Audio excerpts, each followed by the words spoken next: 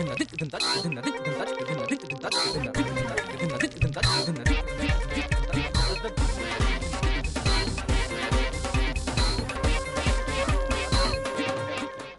علیکم خواتین و حضرات، آپ کا میزبان جنید سلیم آج کے حسب حال کے ساتھ حاضر ہے. شو میں میرا ساتھ دیں گی ناجیہ اور ہم سب کو بہت عزیزی.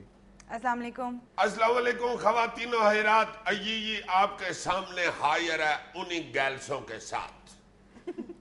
یہ کا بھی دل کرتا ہے کہ پینٹ کوٹ اور امپورٹڈ ٹائی لگا کے بیٹھے، مگر کوئی کا ایسا فرینڈ نہیں ہے جو باہر سے یورپ سے کو ٹائیاں لا کے دے. یہ بھی سوچتا ہے کہ یورپ خود چلا جائے اور اچھی قسم کی امپورٹڈ ٹائیاں اور پینٹ کوٹ خرید کے لائے جس میں کالا اور سرخ رنگ بھی ہو، مگر کا ویزا نہیں لگتا. دیکھیں ذرا کا ویزا بھی نہیں لگتا اور کا دا بھی نہیں لگتا. ورنہ کسی وقت سوچتا ہے کہ کسی کے ساتھ کو مشورہ کرے. یار میری بات سنو، یہ جو ایجنٹ لے کے جاتے ہیں باہر بندے، دیکھو ذرا جس کی مخالفت میں باہر جانا چاہتا ہے اسی سے مشورہ لینا پڑتا ہے. یار یہ جو ایجنٹ بندے باہر لے کے جاتے ہیں وہ تمہارا واقف کار ہے؟ وہ کہاں پائے جاتے ہیں یہ ایجنٹ؟ اس طرح کے لوگ میرے تو نہیں، تمہارے واقف کار ہوں گے، مجھے تو کوئی نہیں جانتا. ویسے یہ چلے جاتے ہیں ایجنٹ کے یہ بندے. بہت محفوظ اور باوقار راستہ ہے باہر جانے کا. یہ چلو یہ کسی اور ایجنٹ کے ساتھ بات کر لے گا. ایسا سوچئے گا بھی نہیں عزیز صاحب. آپ نے کچھ دن پہلے خبر نہیں سنی؟ وہ جو کنٹینر میں 16 بندے سیالکوٹ کے جو تھے وہ یونان جا رہے تھے، وہ دم گھٹنے کی وجہ سے کنٹینر میں ہی مر گئے. یار بہت تم میرے دشمن. مجھے یاد آیا واقعی وہ تو یار بڑا ہولناک واقعہ ہوا چند دن پہلے. تو تم اتنے معصوم ہو، تمہیں نہیں پتا یار؟ نہیں امان سے مجھے یاد نہیں رہا، میں تو اس نے یاد کرایا. اللہ لوگ نے مجھے ایک جھرجھری آئی ہے. یار یہ کیا ظلم ہوتا ہے ویسے. یہ تو چند وہ لوگ ہیں نا جن کی خبریں میڈیا تک پہنچ گئی ہیں. مطلب رپورٹس یہ کہتی ہیں کہ ہر سال سینکڑوں کی تعداد میں بیچارے غریب پاکستانی یورپ جانے کی خواہش دل میں لے کر بیچارے انہی سمندری راستوں میں مارے جاتے ہیں اور ان کی خبر تک نہیں کسی کو ہوتی. وہ کہتے ہیں نا وہ جو تاریک راہوں میں مارے گئے. پانچ جنید کہاں جائیں یار یہ بیچارے، کوئی ایک شوق سے تھوڑا ہی جاتے ہیں.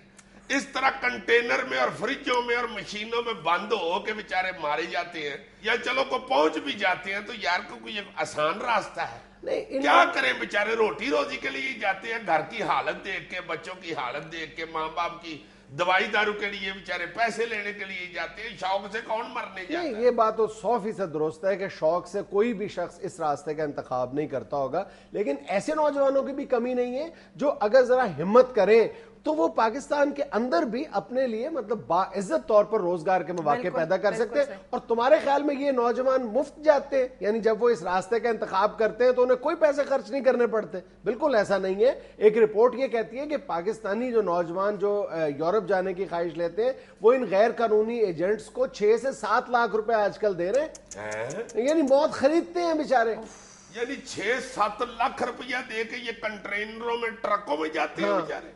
یعنی اندازہ کرو کہ یعنی مختلف شکلیں موجود ہیں. کچھ لوگ یہ کہتے ہیں کہ ایجنٹس جو ہیں وہ یہ کہتے ہیں کہ جی آپ 3 لاکھ روپے ہمیں پہلے دے دیں اور 3 یا 4 لاکھ روپے جب آپ یونان پہنچ جائیں گے تو قسطوں میں ادا کر دیں. اس طرح کے وہ لچھے دار قسم کے ان کے طریقے ہیں کہ نوجوانوں کو ہوش ہی نہیں آتی. وہ تو یورپ کے اس طرح کے سبز باغ دکھاتے ہیں کہ ان کی آنکھیں چنے آ جاتی ہیں. تم دیکھو نا یہ کہ 3 لاکھ پہلے دے دیں اور 4 لاکھ یا 3 لاکھ ادھر دے دیں. 3 لاکھ نام مراد لے لیتے ہیں. 3 لاکھ تو ان کو آ جاتے ہیں نا، اور 3 لاکھ روپیہ وہ کس طرح اکٹھا کر کے دیتے ہیں یہ تمہیں پتہ ہے؟ اس طرح کے لوگ جو بیچارے باہر جانا چاہتے ہیں یا روزی کمانا چاہتے ہیں وہ تو بیچارے گھر کا زیور بیچ کے، خواتین کا کوئی جگہ بیچ کے، کوئی پلاٹ رہا سا، کوئی دادے کا پردادے کا والد کا بیچ کے جاتے ہیں، بلکہ آدھار پکڑ کے یار بیچارے جاتے ہیں کہیں. اور یقین کرو یہ جو درندے اس مکروہ دھندے میں ملوث ہیں نا یہ اتنے بے رحم ہیں، ان کے سینوں میں دل نام کی کوئی چیز نہیں ہے. مطلب ایسے واقعات بھی سننے میں آتے ہیں جب یہ لوگ سمندری حدود میں جب ان کو چھاپے کا خوف ہوتا ہے قانون نافذ کرنے والے ادارے یا سیکیورٹی ایجنسیز کا، تو یہ لوگ اپنے ہاتھوں سے ان نوجوانوں کو سمندر میں دھکا دے کے یعنی موت کے منہ میں دھکیل دیتے ہیں. ہائے ہائے، یہ جن کو لے کے گئے ہو؟ جی بالکل. यार ये सारे वाकयात इन लोगों को पता नहीं होते, ये जो बेचारे जाते हैं इस तरह। असल में प्रॉब्लम ये होती है कि जो सक्सेस स्टोरीज है ना, जो यानी इस यानी कठिन रास्ते से गुजरकर बिल आखिर यूरोप पहुंचने में कामयाब हो जाते हैं ना, असल मसाइल की जड़ वो नौजवान है जो फिर यहां पर रहने वाले नौजवानों को इस तरह के जो गैर कानूनी इकदाम हैं उन पर आमादा करने की कोशिश करते हैं कि जिस तरह हम पहुंच गए तुम भी कोशिश करो, तुम भी आ जाओ। यानी वो ये जो यहाँ के नौजवान है वो ये नहीं सोचते कि जो वहां नौजवान पहुंच गए हैं उनकी तादाद आटे में नमक के बराबर है। उन नौजवानों की तो खबर तक नहीं किसी को होती जो बेचारे रातों के वक्त समंदर में मारे जाते हैं। नहीं तो ये लेके किस तरह जाते हैं? ये एजेंटों के को अपने जहाज होते हैं या आगे इनमें बात की होती है? इनकी ये जो मैकेनिज्म है इस कदर खौफनाक है कि इंसान के रोंगटे खड़े हो जाते हैं इनकी दरिंदगी के किस्से सुन के। ये यानी जो नौजवानों जिन नौजवानों को ले जाया जाता है उनको डंकीज कहा जाता है, और हर मुल्क के डंकर अलग है। यानी जो उनको डंकीज को हाँकते हैं उनको डंकर कहा जाता है। जो एजेंट है जो आगे यानी खुफिया रास्तों से आगाह होते हैं और इन नौजवानों को वो डील करते हैं, जिनके स्पुर्द ये नौजवानों को किया जाता है। हर मुल्क का डंकर अलग होता है, यानी पाकिस्तानी डंकर अलग है, फिर ईरानी डंकर अलग है, टर्किश डंकर अलग है, यूनानी डंकर अलग है। डोंकी यानी ये गधा, गधे, यही से इनकी साइकी सामने आ जाती है। और ये फिर अगले डंकर को पकड़ा देते हैं कि ये बंदे ले जाओ, उसको पैसे पूहे दे दिए, वो फिर आगे ले गया, वो जाके फिर अगले बंदे को पकड़ा दे। और अब वहां पर तो आलम ये है कि यूरोपी जो समुद्री हदूद है वहां पर तो यूरोपीय यूनियन ने बाकायदा फंड्स देकर वहां पर जो बॉर्डर फोर्सेज हैं उनको ये इख्तियार दिया है, उन इनकरेज करते हैं कि देखते ही गोली मार दो ऐसे नौजवानों को जो गैर कानूनी तौर पर यूरोप में दाखिल होते हैं। एक अंदाजे के मुताबिक 2.5 लाख नौजवान जो है वो हर साल यूरोप की हदूद यूनान की हदूद में गैर कानूनी तौर पर दाखिल होता है। यार ये नौजवान जो वहां पहुंच जाता है जिसकी सक्सेस स्टोरी होती है वही स्टोरियां सुनते रहते हैं। इनको उन लोगों की भी स्टोरियां सुननी चाहिए जो इन मौत के मुंह से, इन मौत की चुंगलों से बच बचा के बेचारे वापस दौड़ाते हैं। मैंने तो एक बंदे से सुना था कि ये जो एजेंट होते हैं ये रास्ते में जाते जाते जंगलों में रखते हैं इनको, ये दरख्तों की खुओं में रखते हैं, गारों में रखते हैं, और अल्लाह माफ करे कई हफ्ते रोटी नहीं देते। मुझे एक बंदा बता रहा था कि बड़ा को वीआईपी टूर हो ना, ये डंकर को बड़ा वीआईपी तरीके से लेके जो जा रहा हो, वो इनको जो रोटी खिलाता है ना जी, वो पानी में भगो के खिलाता है। इसको बड़ी नेमत समझी जाती है कि जनाब रोटी भी रास्ते में देंगे, और वो रोटी जो है वो पानी में भगो के इनको खानी पड़ती है। अरे मीडिया का फर्ज बनता है ना कि वो नौजवानों को तस्वीर के इस रुख से भी आशना करे और बताए कि कितने सक्सेस स्टोरीज हैं और कितने नौजवान जो है वो इस तरह मारे जाते हैं और क्या क्या उनके साथ बीतती है। तो यार जो इस तरह गैर कानूनी तरीके से वहां पहुंच भी जाते हैं वो कौन से उधर डीसी लंदन लगे होते हैं, वो भी बेचारे उधर खज्जल हो रहे होते हैं और गैर कानूनी तौर पे गए होते हैं और छुपते फिरते हैं। तुम यकीन करोगे कि मेरा कई ने बड़ा दूर का, खैर अब तो बहुत ही दूर चला गया हुआ है, इंग्लैंड होता है नैयर डार, वो मुझे बता रहा था कि भाई जी इधर बच्चे मैंने देखे स्टूडेंट बीए लगवा के अब आते हैं, क्योंकि आजकल तड़ातड़ स्टूडेंट बीए लगाए जा रहे हैं। और यार कामकाज की उधर ये हालत है कि पाकिस्तानी बच्चे जो स्टूडेंट वीजे पे गए हुए हैं फुटपाथों पे ये कूड़े दानों के पीछे छुप छुप के सर्दियों में सोए होते हैं। वो कहता है अल्लाह जानता है मैंने अपने घर से 2-3 दफा कंबल ला के दिया कि खुदा वास्ते ये कंबल ही लेके सो जाओ, सर्दी में मर रहे हैं, फिर भी बाज नहीं आते। मैं तो हैरान हूं कि ये घर वाले किस तरह इन लोगों को इजाजत दे देते हैं। यार खाना ही खाना है ना, जिंदगी गुजारने के लिए आप इधर कुछ कर लो, इधर को मेहनत मजदूरी कर लो। मेरा एक महल्लेदार था, उसने अपने उसके पास एक मोटरसाइकिल होता था पुराना सा, अल्लाह जानता है उसको बेच के उसने हमें छोटा मोटा को कारोबार शुरू किया, उधर से ये 96 से चीजें लेके तो आगे जाके बाजार में दे आया। करते करते यार वो इस वक्त करोड़पति आदमी है, ईमानदारी से मेहनत से वो उसके पास अच्छा भला उसने अल्लाह ने उसे पैसा दे दिया। इंसान की नीयत दुरुस्त हो तो रास्ते तो निकलते हैं। नाज़रीन यहाँ में लेनी एक छोटी सी कमर्शियल ब्रेक। नहीं भाई मैं तो अब इधर ही मेहनत मजदूरी करके पैंट कोट और टाई खरीद लूंगा। बड़े शहरों में बेकरियों और होटलों पर जिले इंतजामिया के छापे, मुकमुका ना करने वालों को भारी जुर्माने। नहीं ये मुकमुका से आपका क्या मतलब है जी? कोई मुकमुका नहीं होता, चेकिंग होती है बस। अच्छा। और इधर पाकिस्तान में चेकिंग का मतलब है जो चेक ना दे उसे चेक करो। आप लोगों को सिर्फ बातें बतानी आती है, ये कोई आसान काम नहीं है चेकिंग। 70-70, 80-80 आइटम होती है बेकरियों पे, 10-10, 12-12 आइटम होती है होटलों में, हर आइटम को चेक करना। अल्लाह माफ करे, अल्लाह माफ करे, तौबा तौबा। पाजरा साहब लेबॉर्टरी खराब हो जाती है, लेबॉर्टरी अकेला बंदा कैसे चेक कर सकता है? मैं तो सारी फैमिली, अपनी भतीजे अपने सारे इकट्ठे करता हूँ, अपने बच्चे इकट्ठे करता हूँ, चलो बेटे चेकिंग करने चले। मुझे तो कोई कहे हमने नहीं जाना, मैं कहता बेटे क्या कर रहे हो, कौम की खिदमत है ये, खुदा के लिए ऐसे लग रहा बेटे, ये सरकारी काम है, चलो शाबाश सारे चलो सारे चलो। 20-25 दोस्त भी साथ लेते हो, करो चेक जरा, करो चेक इनको। एक भतीजा मेरा तो इतना बेवकूफ जी भी चेकिंग है उसकी, वो तो जिद करना शुरू कर देता है, नहीं मुझे नहीं पता, पहले पाइनएप्पल वाली पेस्ट्री चेक करनी है। वो बेकरी वाले कहते हैं हम वो बुलाते ही नहीं, वो कहते नहीं चला लूंगा भाई। वो बेकरी वाले बेचारे अक के फिर बुलानी शुरू कर देते हैं, फिर 4-5 घंटे लग जाते हैं चेकिंग में। बड़ा मुश्किल काम है ये चेकिंग, जो अल्लाह माफ करे, झूठा काम नहीं है भाई जी। हमारे अफसरों का आर्डर है कि बिला इम्तियाज चेकिंग करनी है। मैं कभी इम्तियाज को नहीं साथ लेके गया। अल्लाह हमारे दफ्तर में इम्तियाज है, और कोई थोड़ा इम्तियाज नहीं, इतना बड़ा इम्तियाज है। उसको तो चेकिंग पे साथ ले जाए तो वो इतनी चेकिंग करता है कि हमारे लिए चेकिंग ही नहीं बचती। बहुत चेकिंग करता है वो तो। मैं बिला इम्तियाज चेकिंग करता हूँ, मैंने इम्तियाज को साथ नहीं लेके जाता। मैं कहता सॉरी भाई सॉरी, अफसरों का आर्डर है बिला इम्तियाज चेकिंग करनी है। मैं तो होटलों की चेकिंग भी बड़ी सख्त करता हूँ। ये पिछले हफ्ते मेरे छोटे बेटे की सालगिरह थी, 50-55 मेहमान आए हुए थे। मैंने कहा चलो होटल में चलते हैं, चेकिंग करते हैं चल के। मेरी सास आई हुई थी, वो मुझे कहने लगी बेटा शर्म करो। मैंने कहा मारी क्या कर रहे हैं, हुकूमती फराइज की अंजाम दही में शर्म किस बात की। चले सारे आगे लगे, जाके चेकिंग करते हैं। मेरी बीवी कहने लगी जानू पहले चेकिंग की रिजर्वेशन तो करवा ले। देखो तो सही 11:15 हो गए हैं, पता नहीं उनके पास इतनी चेकिंग बची भी है कि नहीं। फिर मैंने फोन किया, मैंने कहा भाई 55 बंदे आ रहे हैं, सारी चेकिंग गर्म करो। और बात सुनो, चेकिंग में मटन जरूर होना चाहिए, और रोटियां गर्म ना हुई तो चलान होगा भाई, चलान होगा बस। अब बड़ी कर ली चेकिंग, बस करो। नहीं मैं बिला इम्तियाज चेकिंग करता हूँ। नो जफर कुरैशी मुअत्तली केस में वजीर आजम की कटहरे में आमद का इम्कान। मैं सदके जाऊं मैं अपने मुर्शद के, आए हाय हाय हाय। यार ये क्या खबर है? मेरे मुर्शद कटहरे में जाएंगे? जी जी। वैसे मेरे मुर्शद घबराते नहीं है, मेरे मुर्शद ने बड़ी चेले काटी हुई और हर इल्जाम का सामना किया हुआ और कोई भी इल्जाम साबित नहीं होने दिया। क्या? मेरा मतलब है कि कोई इल्जाम साबित नहीं हुआ उन पे। मगर यार मैं तो बीइंग अ मुरीद ये सोच रहा हूँ मुझे कितना अजीब लगेगा जब वहां पे आवाज लगेगी यूसुफ रया गिलानी वल्द हजरत मखदूम अलमदार हुसैन गिलानी हाजिर हो, और उसके बाद आवाज लगाने वाले को आ गया कि मुर्शद का तमाल भी डालनी।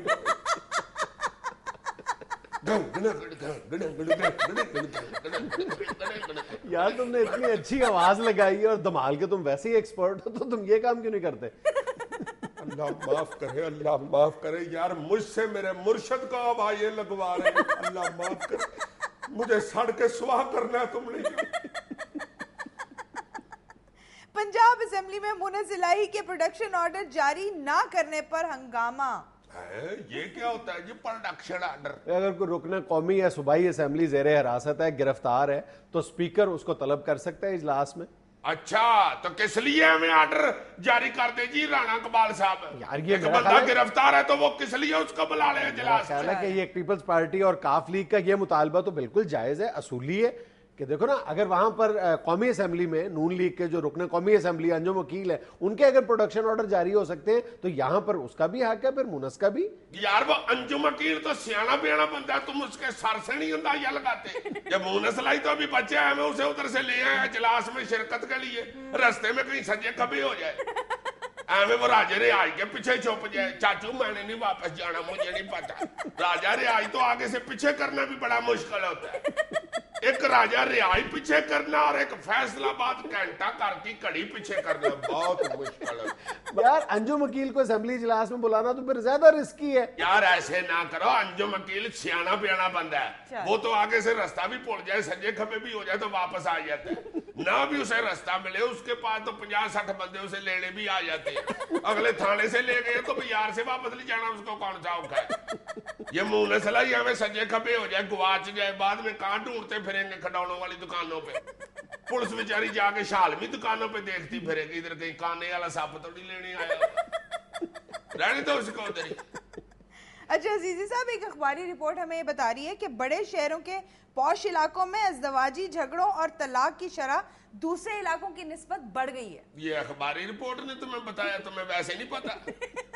ظاہر ہے اس طرح کے جو پوش علاقے ہوتے ہیں ادھر زیادہ اللہ نہ کرے اللہ معاف کرے طلاقیں ہوتی ہیں. یہ جو دیسی غریب علاقے ہوتے ہیں وہاں تو بیچارے گزارا کر رہے ہوتے ہیں. آدھا گھنٹہ بھی بیوی کو بیچاری کو کوٹ لے اگر خامن تو آگے سے کہہ دیتی ہے کوٹ لے آئی نا، راج کیا نا چل اپنے میں توسا پکایا ہوا کھا بیٹھ کے. مارا نا تم نے مجھے، مارا نا میں نے پورے 5 دن اپنے جا کے پیکے رہنا. 5 دن بعد ہی واپس آؤں گی، میں نے نہیں کہنا 5 دن سے پہلے. آمد کا بھی مار کوٹ کے غصہ اتر گیا ہوتا ہے، وہ بھی کہتا ہے نہیں 5 دن نہیں کوئی ضروری نہیں، 3 دن کے بعد فوراً واپس آؤ. بس چلو بچے گن کے لے کے جانا اور گن کے واپس لے کے آنا، اور آرام سے وہ توسا کھانے لگ جاتا ہے. اور پوش علاقوں میں تو طلاق کی وجہ ہی نہیں سمجھ آتی. چنگے پلے میاں بیوی سویرے اٹھتے ہیں اور بیوی ہمیں خود ہی کہہ دیتی ہے زک تم نے آج سوئے ہوئے خراٹا مارا، سوری مجھے ڈائیورس دے دو. نہیں، یا تو اپنے خراٹے ٹھیک کرواؤ یا پھر divorce is the only solution. Hamid بیچارہ آگے سے منتیں ڈال رہا ہوتا ہے، Pansy please try to understand, میں نے ایک انجینئر سے بات کی ہے، میں ناک میں سلنسر لگوا رہا ہوں صرف تمہارے لیے، صرف تمہارے لیے، تمہاری ریسٹ کے لیے. نہیں خراٹا ماروں گے، ایک ادا بج گیا ہے تو پھر کیا ہے.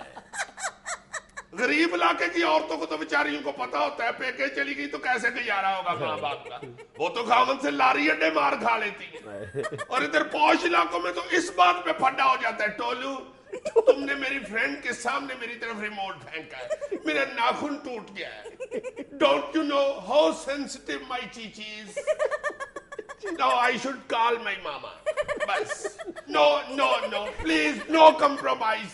پیچھے رہو مجھ سے، گن آ رہی ہے مجھے تم سے وحشی درندے. اللہ معاف کرے سن گلاسز لگاتے تو الو لگتا ہے. ناظرین یہ وقت ایک چھوٹی سی کمرشل بریک کا. یار پاجناد میرے وہ ٹیلی فون میں بیلنس نہیں ہے، یہ اپنے ٹیلی فون سے ایک کال ملاؤ یار یہ ریلوے انکوائری والوں کو، ان سے ذرا پوچھو کہ سویرے جو گجرا والے پہلی گڈی جاتی ہے میرا خیال ہے 6:45 بجے، وہ کتنے بجے جاتی ہے؟ کیا فضول بات کر رہے جو 6:45 بجے گاڑی جاتی ہے وہ کتنے بجے جاتی ہے؟ یار بدل جاتے ہیں ٹائم، تم باتیں نہ کرو، ہمیں پیسے نہ بچاؤ. ذرا کال کر کے پوچھو ذرا ان سے. کس سے کال کروں؟ انکوائری ہوتی ہے یار ریلوے کی. تو ریلوے انکوائری والے اس وقت فون اٹھائیں گے؟ یار کیوں اس وقت فون پارا ہو جاتے ہیں؟ دن کے وقت بھی اٹھاتے ہیں، کون یہاں پہ اٹھاتا ہے فون یار؟ امان سے نہیں تو پھر یہ انکواری کس لیے بڑی ہوئی ہیں جی؟ ایویں یہ فٹاٹ کہہ دیتے ہیں کہ بھائی جی یہ انکواری نمبر ہے یہاں سے پتہ کر لے. ویسے بات اس کی ٹھیک ہے، کبھی بھی نہیں کو اٹھاتا انکواری والا فون.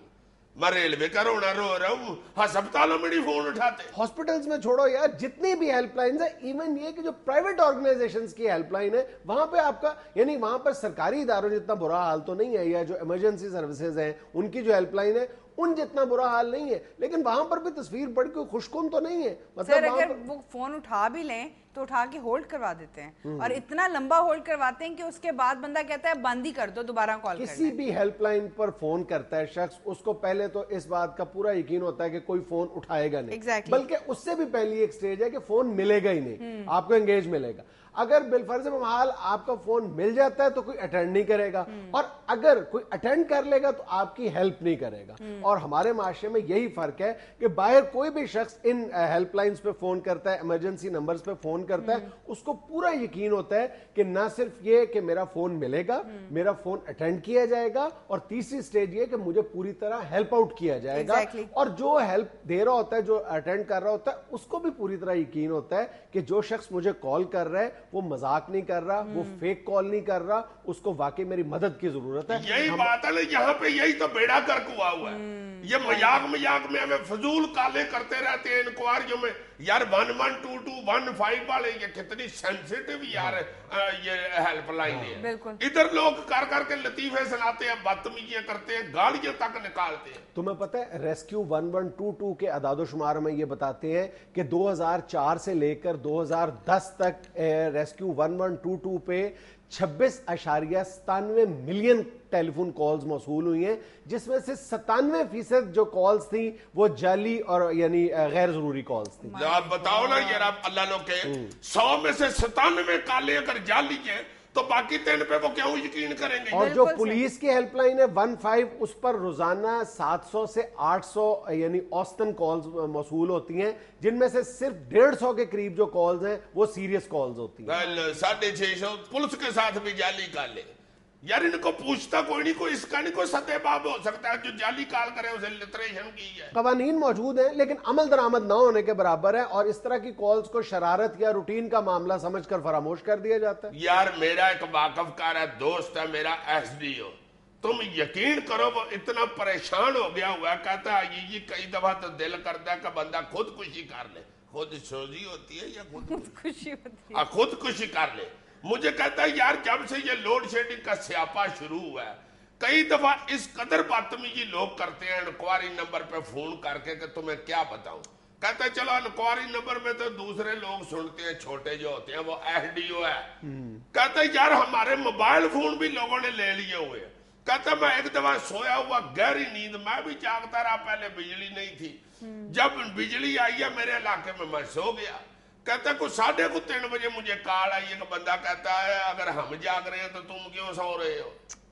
कहता मैंने आगे से कहा कि जी उठ गया हूं जनाब, फरमाए।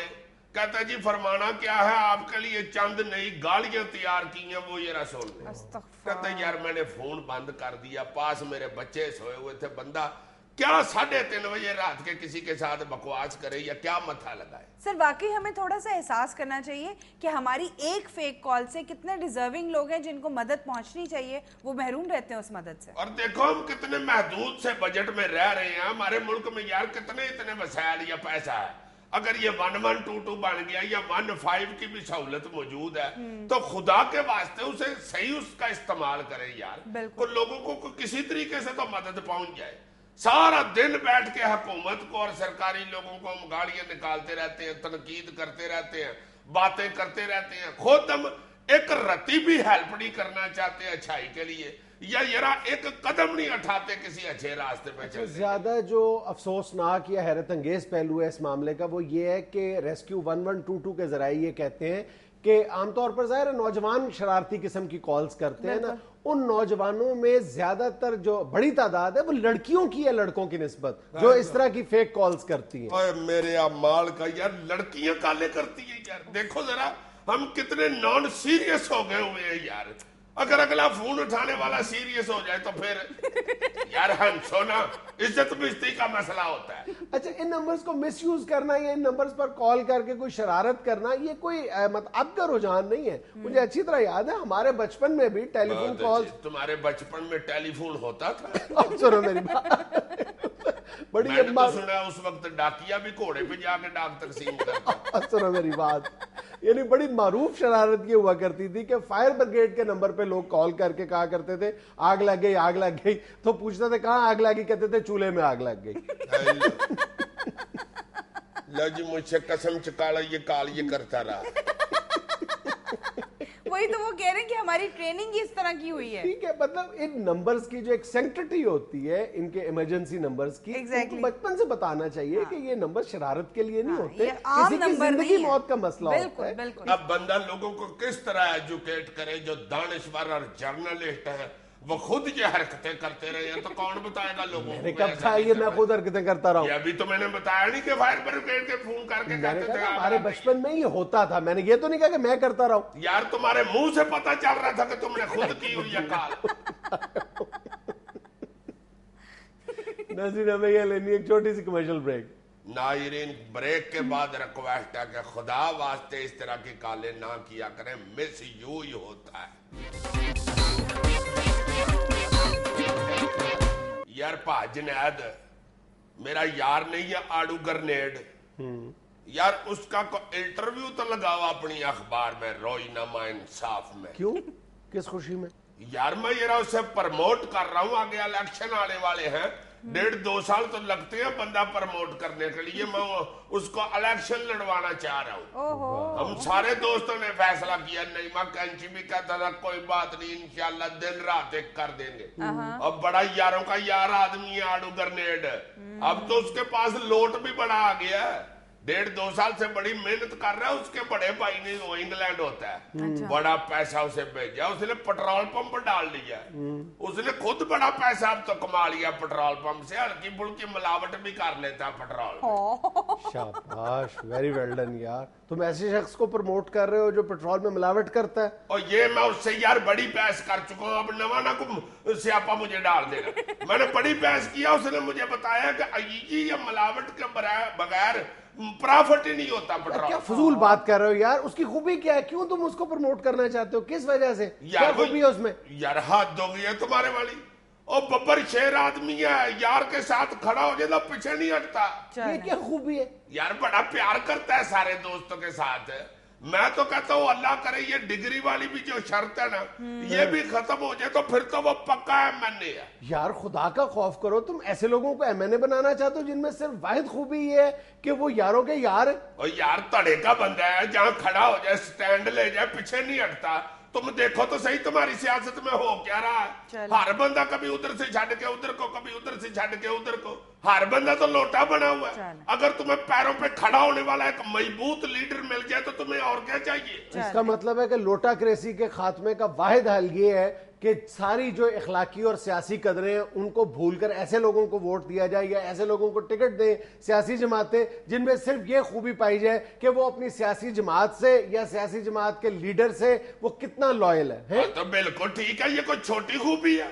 इस मुल्क में सबसे बड़ा मसला ही इस वक्त ये हमें पड़ा हुआ कि वफादार के लोग तब्दील कर लेते हैं। और यार मैं मानता हूं कि वफादारियों की तब्दीली या ये लोटाक्रेसी वाला कल्चर है इस मुल्क का बहुत बड़ा सियासी मसला है, लेकिन ये यानी टिकट देते हुए या वोट देते हुए ये हमारी अव्वलीन तरजीह तो नहीं हो सकती। यानी किसी कैंडिडेट या आपको उसको देखे ही ना कि उसमें अहलियत कितनी है, वो ईमानदार कितना है, वो कितना काबिल है, वो कितना पढ़ा लिखा है, ये सारी खूबियां छोड़कर सिर्फ ये देखा जाए कि वो यारों का यार है, वो धड़े का आदमी है, उसको वोट दे दिया जाए, उसको टिकट दे दिया जाए। ये बंदा हर बात पे तू मैं शुरू कर देता है। जो इस मसले में सबसे अहम और बड़ी खूबी है वो उस बंदे में आ गया, उसकी वजह से भी मेरे साथ मतका लगा रहा है। नहीं तो वैसे अजीब बात कर रहे हो, मुझे तो यकीन नहीं आ रहा कि तुम इस कदर नॉनसेंस बात कर सकते हो। यार मुझे नॉनसेंस ना कर, मैंने तुम्हारी बात को नॉनसेंस कह रहा हूं। तुम मेरी बात को भी क्यों कह रहे हो? तो तुम्हें भी कह लूं तो क्या हो जाएगा? यार एक तुम ही तो हो जो मुझे इस तरह नहीं कहते, वरना आते हुए छती दवाई ये सुनना पड़ता है। उसकी बहुत बड़ी बरादरी है आड़ू ग्रेनेड की,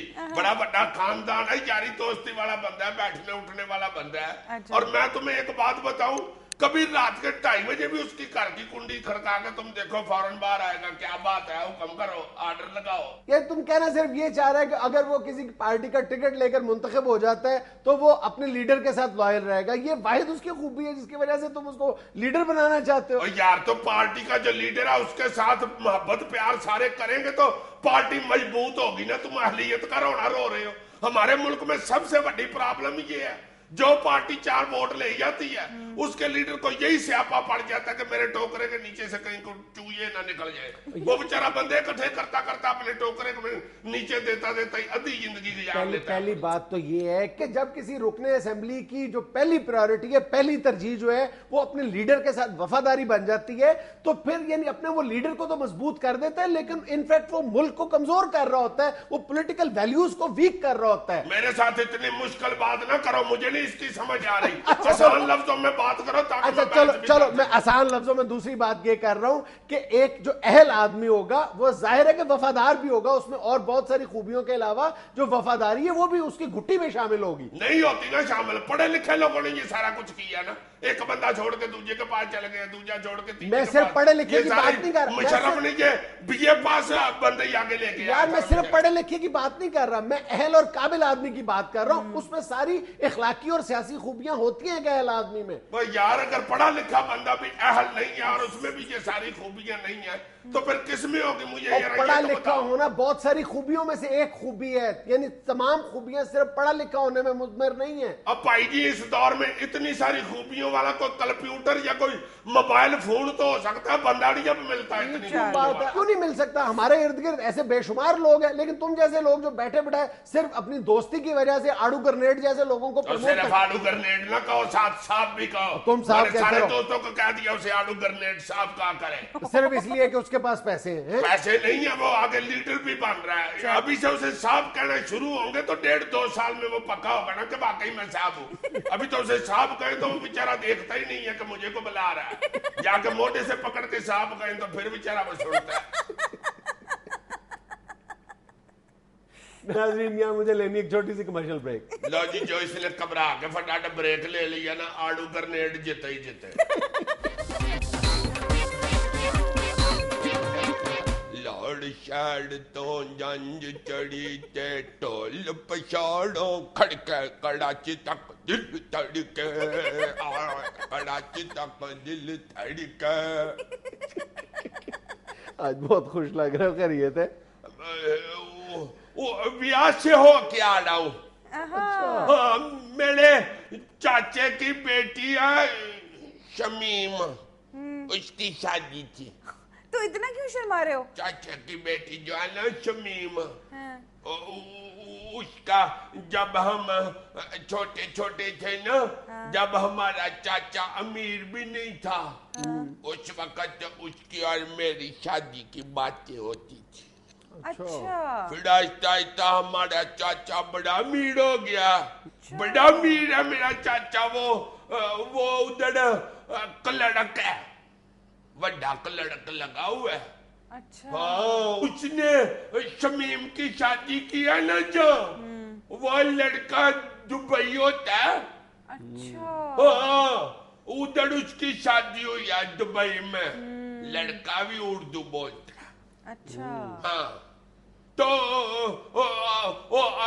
चाचा तो हफ्ता पहले हमारे घर आया कई सालियों के बाद। अच्छा।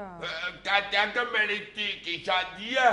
तो मेरे अब्बू को कहते हैं कि पाजी हुन तुसी आना जरूर है, दुआवां दे के मेरी धी को तोड़ना है।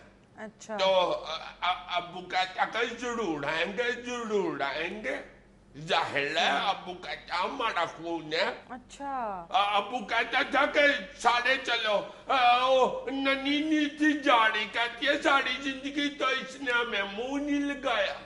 तो अब्बा कहते हैं नहीं पुत्र, ऐसे नहीं कहते, तीयों के मछलियों में नहीं पीछे रहते। अच्छा। फिर हम सारे गए थे। हम तो 6:30 बजे उधर पहुंच गए। सारा शादी हाल खाली था। अभी चाची और चाचा भी हमारे बाद आए थे। हाँ, वो चाची ने ना हमें देखते ही अपना थुन्ना सुझा लिया। क्या? अम्मा कहती है इसकी थुन्नी सूझ जाती है हमें देख। उसको गुस्सा चढ़ गया तो चाचे का बाजू पकड़ के ना परे जाके कहती है बड़ी तेनू रिश्तेदारी चढ़ी होती है, बुला लिया इनको, अब दिखाना शमीम के ससुराल को कि ये है मेरा खानदान। शर्मिंदगी कराना, बेइज्जती कराना मेरी। तो हमने सुन लिया था, अपनी तरफ से आहिस्ता आहिस्ता कह रही थी। तो अब्बा बेचारा ना चुप ही कर गया। वो हमें कहता आ जाओ पुत्र, इधर बैठ जाओ, कोई बात नहीं, आ जाओ आ जाओ। वो आपस में बात कर रहे हैं। तो हम उधर जाके बैठ गए चुप करके उधर नुक्कड़ में। तो फिर जब बारात आई थी ना बाहर, तो अब्बू कहते हैं कि मैं बारात में इस्तकबाल करता हूँ। तो अम्मा कहती है जा तोड़ जा मुंह, तो तुझे किसी ने लगाना नहीं। अब्बा कहते हैं ऐसे ना का करती है हमारी, वो भी बारात आई है। अब्बा गया था, मैं उठ के देख रहा था, अम्मा नहीं जाती थी आगे, अम्मा डरती है चाची से। अच्छा। तो अब्बा गया है तो चाचे ने एक छोटा हार उसको भी दिया था मेरे अब्बू को। अच्छा। उसने कहा पाजी तुझे भी हार डाल देना मुंडे वाले के ताई चाचे को। सही। तो एकदम ना चाची ने आकर तो हार ले लिया अब्बू से। क्यों?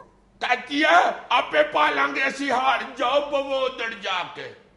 तो अब्बू बेचारा लो अब्बू के आंसू आए थे इधर, निकाह भी पढ़ाया ना उसने, फिर उन्होंने मुझे भी वो दिया था उधर, वो जो जिसमें वो सौंफ भी थी मीठी। अच्छा, वो जो निकाह के छुआरे बांटते हैं। हाँ वो वाले। अच्छा, उसमें मखाना भी था। Very nice. तुम्हारा मखा ले जा। मुझे चुपते लगा रहे हो के? नहीं, वो उधर मुझे कहता था। कौन?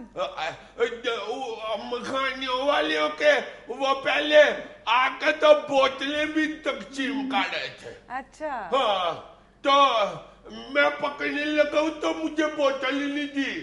कहता मम्मा ने लो पीन दिया है, फकीर भी अंदर ही बड़े हुए ने।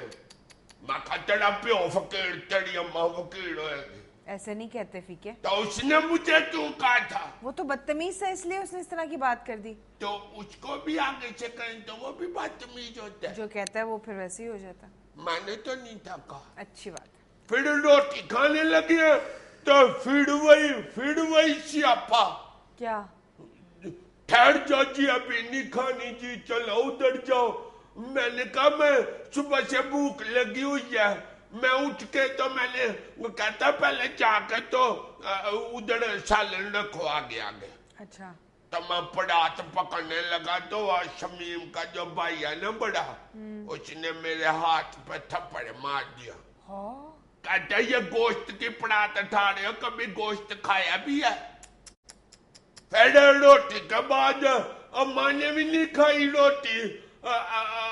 अब्बा खुद ही गया कल उधर तो सालन डाल के थोड़ा सा ले आया शोरबा और 2 नान ले आया। कहता बड़े हैं खाओ। तो 2 नान या दादा खा के तो कहता बस पुत्र राज गए, कोई बात नहीं। अब्बा बड़ा तेज है। फिर सलामियां भी उधर हुई थी, लाड़े को बड़े पैसे हुए थे। अच्छा। वो 5-5 हजार रुपया, 3-3 हजार, बड़े पैसे लोगों ने उसे दिए थे। दुबई में होता है वो, उनका दूल्हा जो है। सही। उधर लिख रहे थे सारे कागज के ऊपर 2 मुंडे। अच्छा। हाँ, तड़। अबे मैंने ने भी 100 रुपया दिया था।